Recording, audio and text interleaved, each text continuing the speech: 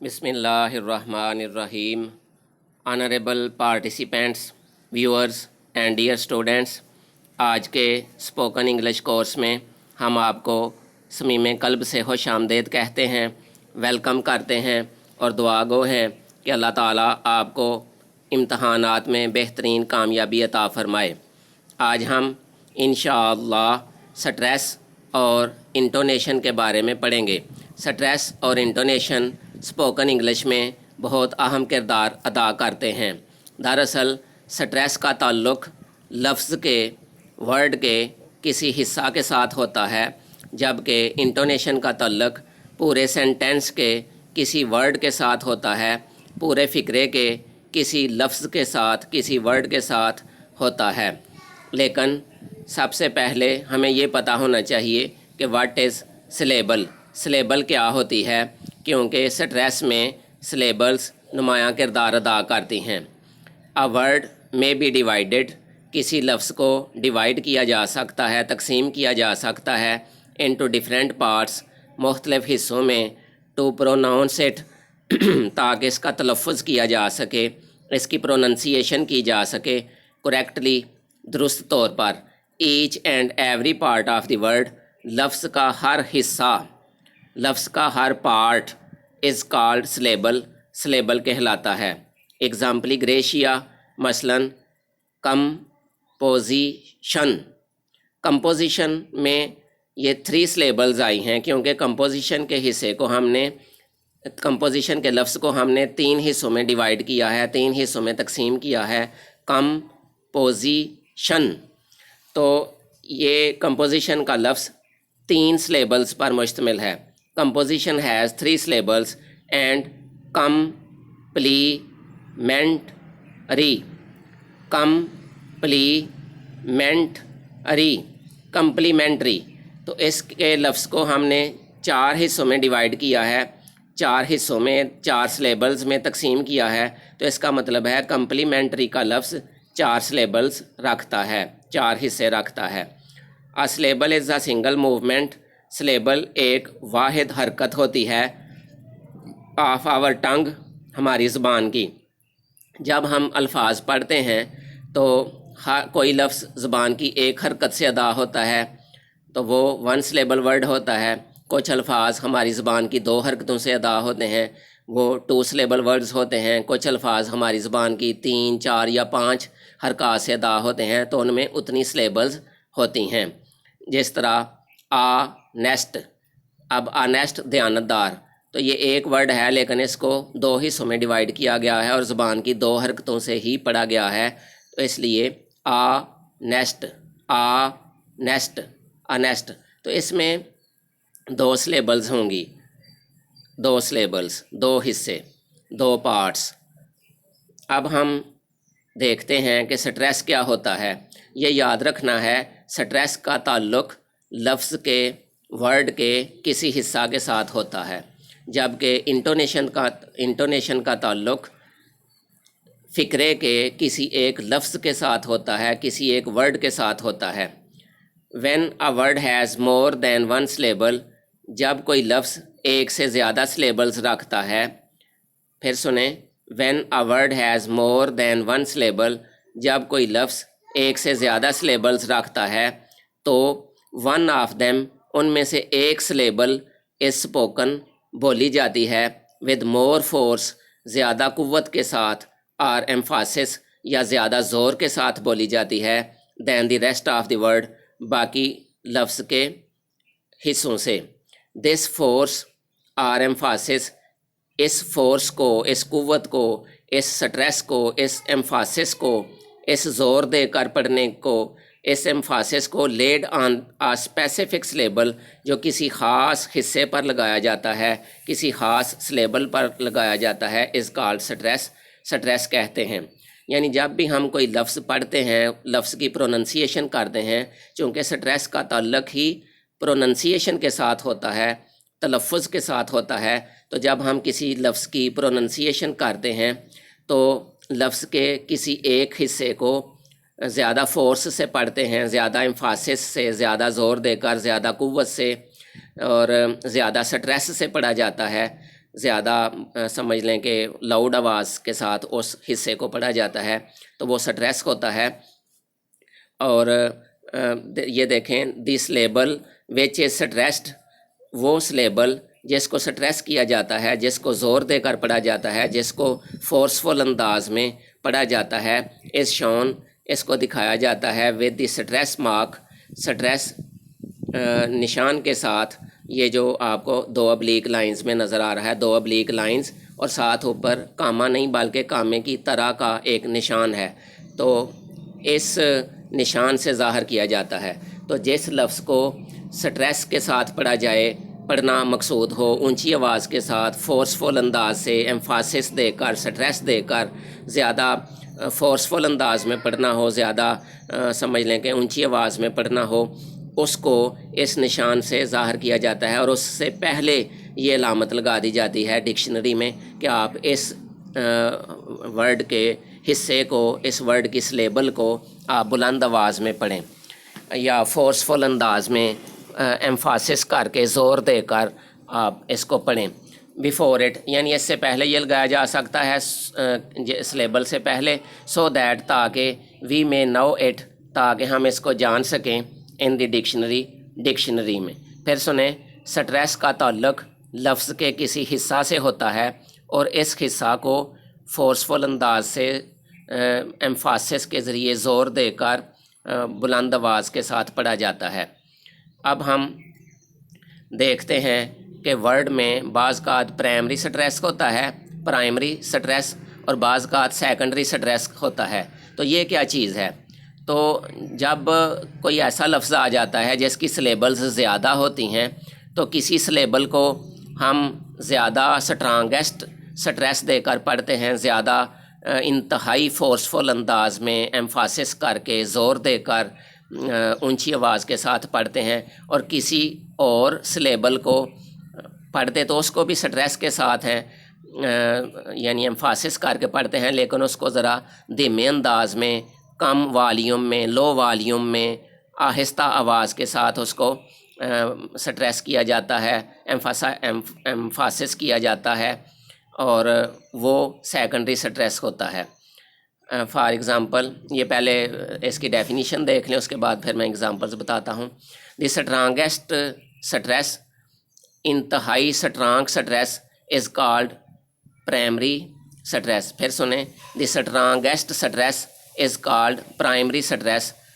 انتہائی strong stress کو، emphasis کو، جو لفظ کی کسی سلیبل پر لگایا جاتا ہے، اس کو پرائمری سٹریس کہتے ہیں۔ And it is shown with, اور اس کو اس علامت کے ساتھ دکھایا جاتا ہے، جون سی علامت سامنے آپ کو نظر آ رہی ہے، 2 ابلیک لائنز ہیں اور ان کے اوپر ایک کامے کی شکل کی ایک علامت ہے، کاما نہیں بلکہ کامے جیسی ایک علامت ہے۔ اور دی سٹریس، وہ والا سٹریس وچ از لیس سٹرانگ، ہوتا تو سٹریس ہی ہے لیکن لیس سٹرانگ ہوتا ہے، اس کو ذرا دھیمی آواز کے ساتھ سٹریس کیا جاتا ہے، از کالڈ سیکنڈری سٹریس، اس کو سیکنڈری سٹریس کہتے ہیں، یعنی جو لیس سٹرانگ ہوتا ہے، کم سٹرانگ ہوتا ہے، اس کو سیکنڈری سٹریس کہتے ہیں۔ اینڈ اٹ از شون، اور اس کو ظاہر کیا جاتا ہے، دکھایا جاتا ہے، ود، یہ جو آگے آپ کو ابلیک لائنز میں ایک اور علامت بھی نظر آ رہی ہے، تو اس علامت کے ساتھ ابلیک لائنز پلس یہ جو علامت درمیان میں نظر آ رہی ہے، اس کے ساتھ شو کیا جاتا ہے ڈکشنریز میں، تاکہ ہم پروننسیشن کو بہتر انداز میں پروناؤنس کر سکیں۔ اب ہم سٹریس کی ایگزامپلز دیکھتے ہیں، تو اس میں جو جن سلیبلز کو سٹریس کیا گیا ہے، جن لفظوں کے حصوں کو سٹریس کیا گیا ہے، ان کو سرخ رنگ میں، سرخ روشنائی میں، ریڈ کلر میں، بولڈ انداز میں نمایاں کیا گیا ہے، یعنی سرخ رنگ میں ان کو ہائی لائٹ کیا گیا ہے۔ تو ان کو سٹریس کر کے پڑھیں گے، فورسفل انداز سے پڑھیں گے، زیادہ ایمفاسس کر کے پڑھیں گے۔ اور ایک ان کے چوتھے نمبر پہ ایک لفظ ہے پروننسیشن۔ اس میں آپ دیکھیں کہ کچھ لفظ کا پارٹ لائٹ پرپل کلر میں نظر آ رہا ہے، تو اس کو سیکنڈری سٹریس سے موسوم کیا جا سکتا ہے، اور جو ریڈ کلر میں نظر آ رہا ہے، سرخ رنگ میں نظر آ رہا ہے، یہ پرائمری سٹریس اس سے واضح ہوتا ہے۔ تو باقی مثالیں پرائمری سٹریس کی ہیں، اور چونکہ زیادہ سنگل ورڈ میں پرائمری سٹریس ہی ہوتا ہے، یعنی کسی ایک پارٹ کو ہی زیادہ فورسفل انداز میں ایمفاسس کر کے سٹریس کر کے زوردار انداز سے پڑھا جاتا ہے، جبکہ کچھ جو الفاظ زیادہ سلیبلز پر مشتمل ہوتے ہیں، زیادہ حصوں پر مشتمل ہوتے ہیں، ان میں پھر پرائمری سٹریس بھی ہوتا ہے، اس کو میں نے ریڈ کلر سے ظاہر کیا ہے، اور سیکنڈری سٹریس جو ذرا دھیمی آواز کے ساتھ لو والیوم کے ساتھ پڑھا جاتا ہے، کم آواز کے ساتھ پڑھا جاتا ہے، اس کو میں نے لائٹ پرپل کلر سے ظاہر کیا ہے، تو اس کو سیکنڈری سٹریس کہیں گے۔ اب دیکھیں ہالیڈے میں ایچ او کو ہائی لائٹ کیا گیا ہے سرخ رنگ سے، تو اس کا مطلب ہے یہ پرائمری سٹریس ہے، تو اس کو زیادہ فورسفل انداز سے زیادہ ایمفاسس کر کے قوت کے ساتھ بلند آواز سے پڑھیں گے، ہالیڈے۔ اب اینی میں اے کو اونچی آواز سے پڑھیں گے، اینی۔ الون میں لون کو ہائی لائٹ کیا گیا ہے، یعنی اس پر سٹریس کرنا ہے، الون۔ پروننسیشن میں پرو کو بھی سٹریس کرنا ہے، لیکن لو والیوم میں لیس سٹرانگ ایمفاسس کے ساتھ اس کو پڑھا جائے گا، یعنی لو اور کم آواز کے ساتھ، دھیمی آواز کے ساتھ، جبکہ پروننسیشن میں اے جو ریڈ کلر میں نظر آ رہا ہے، یہ چونکہ پرائمری سٹریس ہے، اس کو زیادہ سٹرانگسٹ فارم میں اس کو پروناؤنس کیا جائے گا، پڑھا جائے گا۔ مثلا پروننسیشن، اس میں اے کو زیادہ نمایاں اور فورسفل انداز میں پڑھا گیا ہے۔ ڈگری میں ڈگری، پیرنٹس، گارڈن۔ تو اس طرح سٹریس کا تعلق لفظ کے کسی حصہ کے ساتھ ہوتا ہے، کسی سلیبل کے ساتھ ہوتا ہے، جبکہ انٹونیشن کا تعلق سینٹینس کے کسی ورڈ کے ساتھ، کسی لفظ کے ساتھ ہوتا ہے، جس کو لاؤڈلی پڑھا جاتا ہے، بلند آواز سے پڑھا جاتا ہے، تاکہ مفہوم درست طور پر کنوے کیا جا سکے۔ اب ہم انٹونیشن کی طرف آتے ہیں کہ انٹونیشن کیا ہے۔ وین وی میک کنورسیشن، جب ہم گفتگو کرتے ہیں، وی اسپیک، ہم بولتے ہیں، آ پرٹیکولر ورڈ، کسی خاص لفظ کو، لاؤڈلی، بلند آواز کے ساتھ، اونچی آواز کے ساتھ، اینڈ دی ریسٹ ورڈز، اور باقی الفاظ، آر اسپوکن، بولے جاتے ہیں، ان لو والیوم، کم آواز کے ساتھ، دھیمی آواز کے ساتھ، تھوڑی آواز کے ساتھ۔ Rise and fall of our voice, ہماری آواز کا رائز، اوپر کو اٹھنا، اینڈ فال، اور نیچے کو گرنا، ہماری آواز کا اوپر کو جانا یعنی بلند ہونا، اینڈ فال، اور نیچے آنا یعنی آواز کا دھیما پڑ جانا، آواز کا کم ہو جانا، آواز کا تھوڑا ہو جانا، کسی لفظ کو سائلنٹلی، کوائٹلی انداز میں آہستہ آواز کے ساتھ پڑھنا از کالڈ انٹونیشن کہلاتا ہے، یعنی کسی لفظ کو بلند آواز کے ساتھ پڑھنا اور باقی الفاظ کو ذرا لو انداز میں، لو والیوم میں، تھوڑی آواز کے ساتھ پڑھنا، یہ انٹونیشن، یعنی آواز میں اتار چڑھاؤ۔ پھر سنیں، رائز، بلند ہونا، اوپر کو اٹھنا یعنی اونچا ہونا، and fall of our voice, اور ہماری آواز کا لو ہو جانا، گر جانا، کم ہو جانا۔ رائز اینڈ فال، آواز کا بلند ہونا اور کم ہو جانا،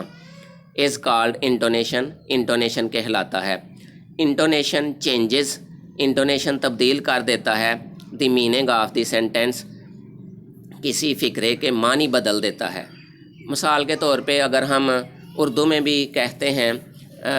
اسکولوں میں لکھا ہوتا ہے سلوگن، مار نہیں پیار، یہ ایک سینٹینس ہے، اس کو دو انداز کے ساتھ، دو انٹونیشنز کے ساتھ پڑھیں گے تو معنی اور مفہوم یکسر چینج ہو جائے گا۔ مثلا پہلے میں کہا جاتا ہے مار نہیں پیار، تو پیار پر انٹونیشن کیا گیا ہے، تو اس کا مطلب ہے ادھر no punishment is given to the students, ادھر اسٹوڈنٹس کو کوئی پنشمنٹ نہیں دی جاتی، صرف افیکشن کی جاتی ہے، پیار کیا جاتا ہے، بچوں سے محبت کی جاتی ہے۔ اور اگر ہم اس کو اس انداز سے پڑھتے ہیں، مار نہیں پیار، تو اس کا مطلب ہے کہ ادھر صرف مارا پیٹا جاتا ہے، ادھر پیار والی کوئی بات نہیں، تو پیار ادھر نہیں کیا جاتا، یعنی ایک ہی فقرہ ہے، اس کو دو انٹونیشنز کے ساتھ پڑھا ہے، کسی پہلے سینٹینس میں کسی اور ورڈ کو لاؤڈلی پڑھا گیا ہے، اونچی آواز کے ساتھ پڑھا گیا ہے، اور باقی سینٹینس کو لو آواز کے ساتھ، کم آواز کے ساتھ پڑھا گیا ہے۔ پھر دوسرے سینٹینس میں بھی اسی طرح کسی اور لفظ کو اونچی آواز میں پڑھا گیا ہے اور باقی الفاظ کو دھیمی آواز کے ساتھ، کم آواز کے ساتھ پڑھا گیا ہے، تو دیکھیں مفہوم یکسر چینج ہو گیا ہے، بدل گیا ہے۔ اسی طرح ہم اگر کسی کو کہتے ہیں اٹھو مت بیٹھو، تو اس میں دیکھیں ایک بار اگر کسی کو کہا جاتا ہے اٹھو مت بیٹھو، تو اس کا مطلب ہے کہا جا رہا ہے کہ اٹھو، آپ کو بیٹھنے کی اجازت نہیں۔ تو اگر اسی فقرے کو اس انداز میں پڑھا جائے اٹھو مت بیٹھو، اٹھو مت بیٹھو، تو اس کا مطلب ہے کہ آپ کو بیٹھنے کے لیے کہا جا رہا ہے۔ تو دیکھیں انٹونیشن کی تبدیلی سے کسی خاص لفظ کو بلند آواز کے ساتھ پڑھا گیا ہے اور کسی کو تھوڑی آواز کے ساتھ پڑھا گیا ہے، تو یہ انٹونیشن ہے، تو اس سے مفہوم چینج ہو گیا ہے۔ اب ہم انگلش میں اس کی اگزامپلس دیکھتے ہیں۔ شی ہیز ناٹ ریٹن، اس نے نہیں لکھا ہے، اے سنگل ورڈ، ایک لفظ بھی، اباؤٹ یو، آپ کے بارے میں۔ تو اس میں ایک ہی سینٹینس کو 5 بار ریپیٹ کیا گیا ہے، 5 بار دہرایا گیا ہے۔ تو جو انٹونیشن پہلے سینٹینس میں شی کو انٹونیشن کیا گیا ہے، دوسرے میں ناٹ کو انٹونیشن کیا گیا ہے، تیسرے میں ریٹن کو انٹونیشن کیا گیا ہے، چوتھے فقرے میں ورڈ کو انٹونیشن کیا گیا ہے، انٹونیشن اس میں ظاہر کیا گیا ہے، اور آخری فقرے میں لاسٹ سینٹینس میں یو کو انٹونیشن کیا گیا ہے، جو کہ ریڈ کلر میں، سرخ رنگ میں، سرخ روشنائی میں نمایاں کیے گئے ہیں۔ تو انٹونیشن کی تبدیلی سے مفہوم بدلا جا رہا ہے، مفہوم چینج ہو رہا ہے۔ مثلا پہلا فقرہ ظاہر کرتا ہے شی has not written a single word about you, کہ اس نے آپ کے بارے میں کوئی ایک لفظ نہیں لکھا ہے، یعنی باقیوں کے بارے میں تو اس نے سب کچھ لکھا ہے، اس نے آپ کے بارے میں ایک لفظ نہیں لکھا ہے۔ تو اس میں شی کو ہائی لائٹ کیا گیا ہے کہ صرف اس بچی کی بات کی جا رہی ہے کہ اس نے آپ کے بارے میں ایک لفظ نہیں لکھا ہے۔ اب دوسرے سینٹینسز میں she has not written a single word about you, اس نے آپ کے بارے میں ایک لفظ نہیں لکھا ہے، اس میں ناٹ کو ہائی لائٹ کیا گیا ہے، انٹونیشن سے ظاہر کیا گیا ہے کہ اس نے نہیں لکھا ہے، یعنی اس نے نہیں لکھا، یہ بات واضح کی جا رہی ہے کہ نہیں لکھا۔ اور تیسرے سینٹینس میں ریٹن کو شی ہیز ناٹ ریٹن، اس نے نہیں لکھا ہے۔ اب چوتھے میں ورڈ کو اور پانچویں میں یو کو، تو اس طرح ہر سینٹینس میں انٹونیشن کی تبدیلی مفہوم کو چینج کر رہی ہے۔ پہلا فقرہ شی کو ظاہر کر رہا ہے کہ شی کی بات ہو رہی ہے، دوسرے فقرے میں ظاہر کیا جا رہا ہے کہ نیگیٹو یعنی نگیشن کو، منفی ہونے کو، ناٹ ہونے کو نمایاں کیا گیا ہے، تیسرے فقرے میں ریٹن کو نمایاں کیا گیا ہے، چوتھے فقرے میں ورڈ کو انٹونیشن سے ظاہر کیا گیا ہے، اور آخری فقرے میں یو کو کہ آپ کی بات ہو رہی ہے،